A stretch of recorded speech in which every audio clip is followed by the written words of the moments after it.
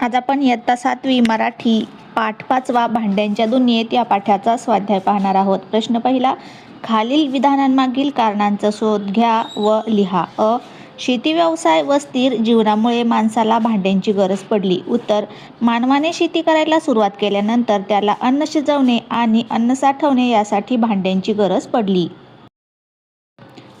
पूर्वी मोठ्या प्रमाणावर केळीच्या पानावर जेवण्याची पद्धत होती. उत्तर, पूर्वीच्या काळात धातूची भांडी उपलब्ध नव्हती. केळीची पाने सहज उपलब्ध होत असल्यामुळे मोठ्या प्रमाणावर केळीच्या पानात जेवण्याची पद्धत होती. आज घरोघरी मिक्सर वापरतात. उत्तर, वेळ आणि श्रम वाचवण्यासाठी तसेच घरातील कामे जलद गतीने होण्यासाठी आज घरोघरी मिक्सर वापरतात. मातीच्या भांड्यांचा जास्तीत जास्त वापर करावा. उत्तर, मातीच्या भांड्यात शिजवलेले अन्न आरोग्यासाठी हितकारक असते आणि त्यात अन्नाचा नैसर्गिक स्वाद टिकून राहतो म्हणून. प्रश्न दुसरा, खालील आकृती पूर्ण करा. मानवाने ज्या घटकांपासून भांडी बनवली ते घटक. उत्तर, माती, लाकूड, तांबे, पितळ, लोखंड. प्रश्न तिसरा, भांडी हे मानवी संस्कृतीचे अविभाज्य अंग आहे. या विधानाबाबत तुमचे मत स्पष्ट करा.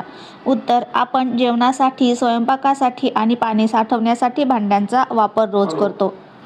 भांड्यांशिवाय आपले दैनंदिन जीवन अशक्य आहे. म्हणूनच भांडी हे मानवी संस्कृतीचे अविभाज्य अंग आहे. हे अगदी खरे आहे.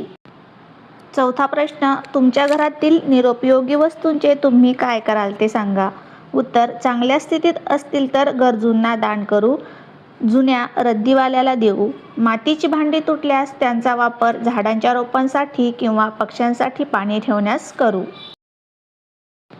पाचवा प्रश्न, 2-2 उदाहरणे लिहा. मातीची भांडी, मडके, रांजण.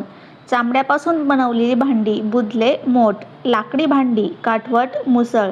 तांब्याची भांडी, हंडा, कळशी. चिनी मातीची भांडी, कप, बशी. नॉनस्टिकची भांडी, तवा, कढई. काचेची भांडी, पेला, बरणी. सहावा प्रश्न, यांना काय म्हणतात. जेवणासाठी पंक्तीत वापरण्यात येणारे ताट. उत्तर, पत्रावळी. जेवणापूर्वी व जेवणानंतर हात धुवायचे भांडे. उत्तर, तस्त. दुधासाठीचे भांडे, चरवी. ताकासाठीचे भांडे, कावळा. पूर्वी आंघोळीसाठी वापरायचे भांडे, घंगाळ. खेळूया शब्दांशी मध्ये कंसातील शब्द व शब्दसमूह यामध्ये योग्य बदल करून रिकाम्या जागा भरा. संत तुकारामांनी वृक्षांना टिंबटिंब संबोधून त्यांचा गौरव केला. उत्तर, सगळे सोयरे. टिंबटिंब जपून, वस्तू जपून व व्यवस्थित ठेवाव्यात. उत्तर, नित्योपयोगी. आज शाळेतील ज्येष्ठ शिक्षक मुख्याध्यापक पदावर टिंबटिंब. उत्तर, विराजमान झाले. कुटुंब हे मानवी जीवनाचे टिंबटिंब आहे. उत्तर, अविभाज्य अंग. पुढे खाली दिलेल्या शब्दांचे क्रियाविशेषण अव्ययांच्या प्रकारांनुसार वर्गीकरण करा. कालवाचक क्रियाविशेषण अव्ययांमध्ये दररोज, क्षणोक्षणी, परवा, सतत. स्थलवाचक तिथे, तिकडे, वर. रीतिवाचक सावकाश, मुळीच, कसे, झटकन.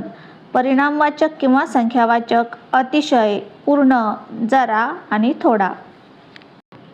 शब्दकोडे सोडवूया मध्ये खालील चौकोनातील अक्षरांमध्ये क्रियाविशेषणे लपलेली आहेत. उभ्या, आडव्या व तिरप्या पद्धतीने अक्षरे घेऊन क्रियाविशेषणे तयार करा व दिलेल्या जागेत लिहा.